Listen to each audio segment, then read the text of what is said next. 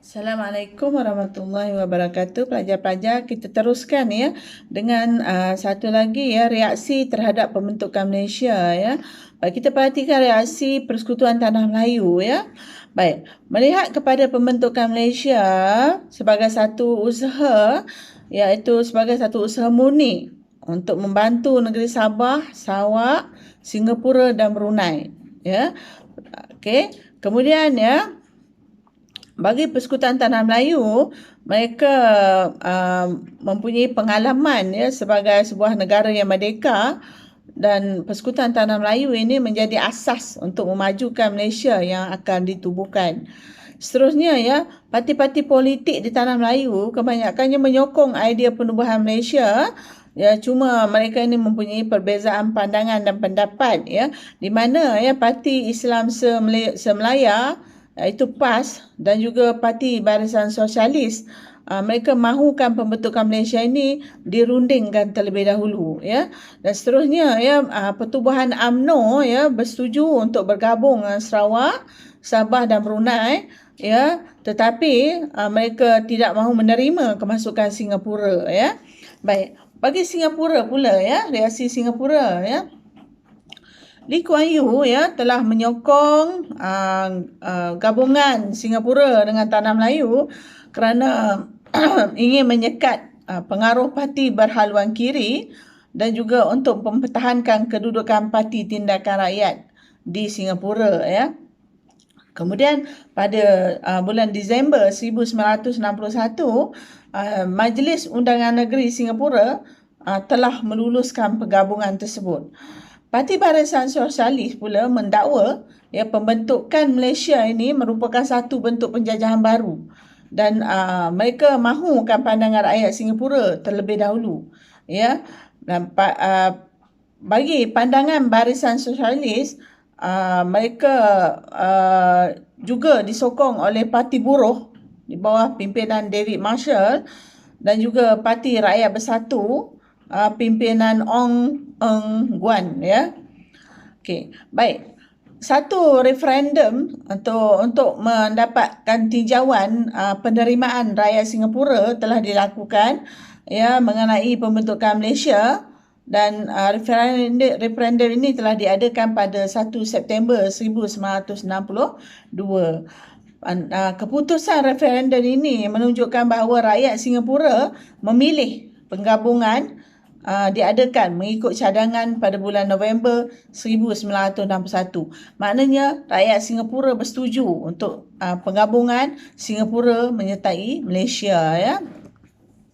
Sementara di Sarawak terdapat beberapa parti politik ya, iaitu Parti Bersatu Rakyat Sarawak ataupun SUPP di bawah pimpinan Ong Ki Hui ya, di mana majoriti ahlinya terdiri daripada orang Cina dan sebahagiannya daripada orang Melayu ya, dan mereka memupuk ya taat setia kepada Sarawak dan perpaduan antara kaum ya.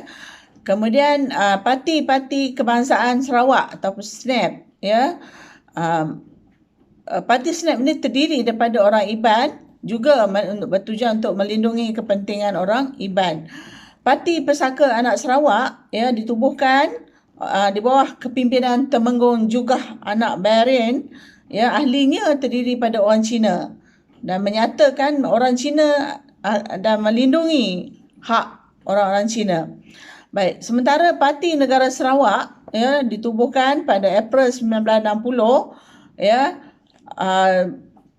Tujuannya adalah untuk melindungi hak dan kepentingan kaum Bumiputera, yang ahli-ahli Parti Negara Sarawak ni ataupun dipanggil sebagai PANAS ini adalah terdiri daripada orang-orang Melayu ya, dan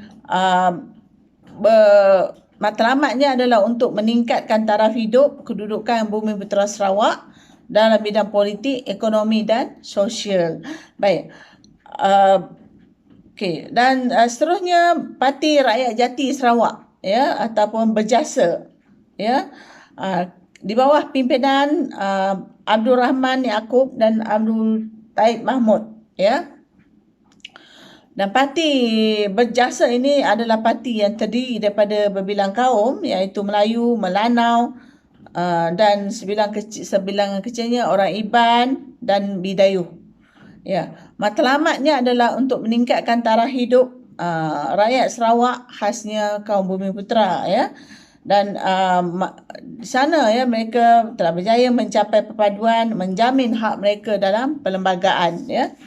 Itu antara reaksi-reaksi di Sarawak. Di Sabah pula ya, Donald Stephen ya merupakan pemimpin kalangan orang-orang Kadazan, ya.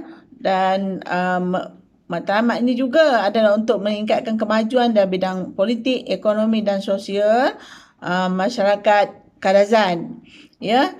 Kemudian beberapa lagi parti politik seperti USNO, pimpinan Datuk Mustafa Datuk Harun, memperjuangkan kepentingan orang Islam di Sabah, ya. Okey.